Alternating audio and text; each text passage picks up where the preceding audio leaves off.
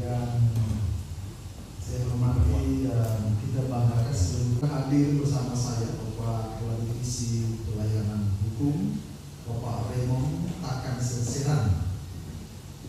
Barangkali beliau sudah dikenal, sebagian kenal beliau memang dulu memulai karir di Sulawesi Utara, kemudian merantau sebentar di Ternate, kemudian tidak puas di Ternate, merantau lagi di Palu. Akhirnya sudah bosan dia kembali lagi ke Sulawesi. Kemudian di samping beliau Ibu Fedi Sinta Kolwai, beliau adalah Kepala Divisi Peraturan Perundang-undangan dan Pembinaan Hukum.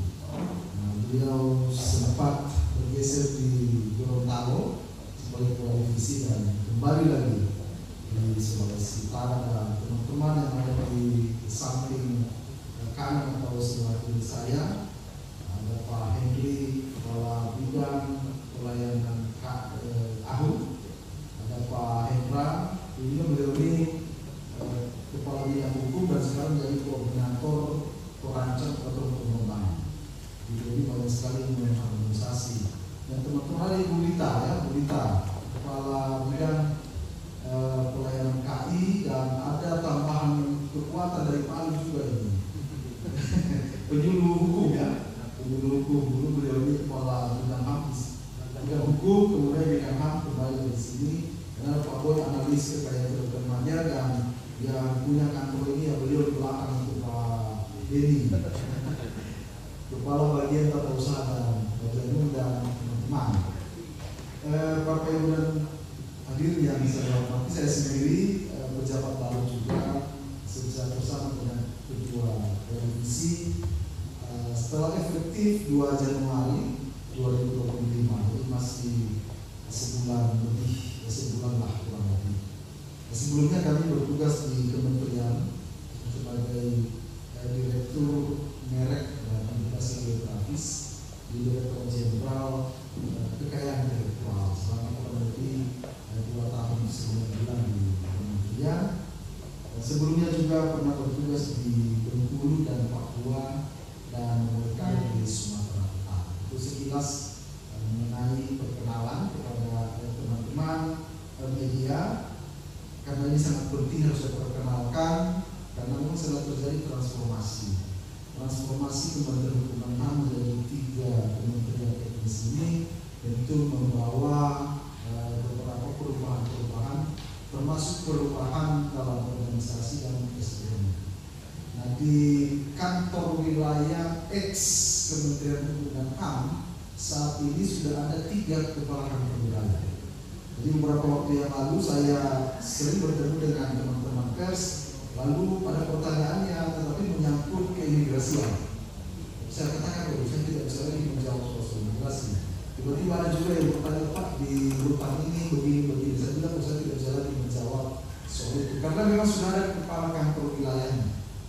Jadi ada kepala kantor wilayah Direktorat Jenderal Imigrasi, ada kepala kantor wilayah Direktorat Jenderal Pemasaran.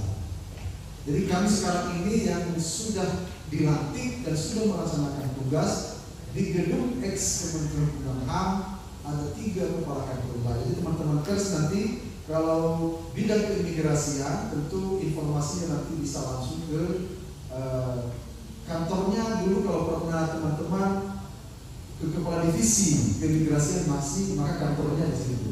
Kepala Divisi Pemasarakatan kantornya juga kantornya. Dan kemungkinan besar sedang dipersiapkan juga nanti mungkin ada semacam kantor perwakilan ataupun mungkin namanya kantor wilayah hak asasi manusia. Jadi bisa jadi nanti di kantornya ada 4 kantor wilayah dengan 3 kementerian. Dan lingkungan manajemen dan yang hal-hal teknis yang menyangkut pelayanan yang barangkali kami mohon dukungan dari teman-teman sosialisasikan kepada masyarakat. Pertama, ada program nasional yang terus dilakukan, yaitu program bantuan hukum gratis oleh organisasi bantuan hukum.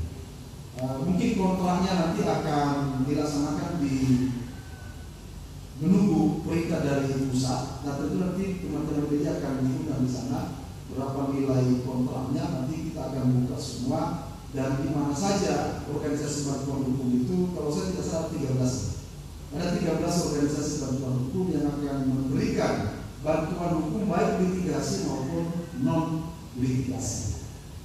Nah, kemudian serangkaian dari penjual hukum itu Bapak dan Ibu, nanti kita akan membentuk tahun ini yang namanya pos bantuan hukum di desa. Nanti di dalam tanya jawab, nanti di moderator bisa kita memperdalam kira-kira di bagian mana kita bisa memberikan informasi ini.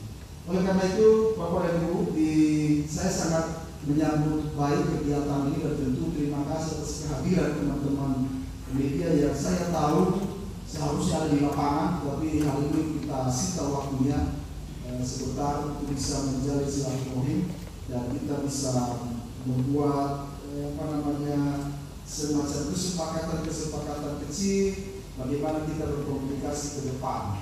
Di saat-saat kami sekarang ini, sebagaimana diketahui bahwa kita sedang berada di masa efisiensi anggaran berdasarkan Impres nomor 1 2025, tentu dukungan dari teman-teman itu sangat kami harapkan nanti, karena memang soal anggaran sekarang ini sudah dipangkas ya, untuk mendukung proyek kebijakan dan visi-misi dari Bapak Presiden. Kami berharap kegiatan ini dapat menjadi wadah diskusi yang produktif, membangun pemahaman bersama, dan memperkuat sinergi antara kantor wilayah, Kementerian Hukum dengan insan pers, sehingga masyarakat pada akhirnya dapat semakin memahami hak dan kewajibannya dalam bingkai hukum yang berlaku, dan tentunya kita bisa menyajikan informasi yang berkualitas, menarik, dan disesuaikan dengan perkembangan di era digital sekarang ini. Tentu banyak model-model yang sekarang ini sangat menarik, dan kami memiliki humas juga di sini. Nanti kita bisa, kami banyak belajar nanti Bapak dan Ibu untuk membuat, mengemas sebuah berita itu menjadi menarik, dan tentu yang tidak bisa dilupakan adalah itu bisa mencerdaskan masyarakat dengan informasi-informasi yang berkualitas.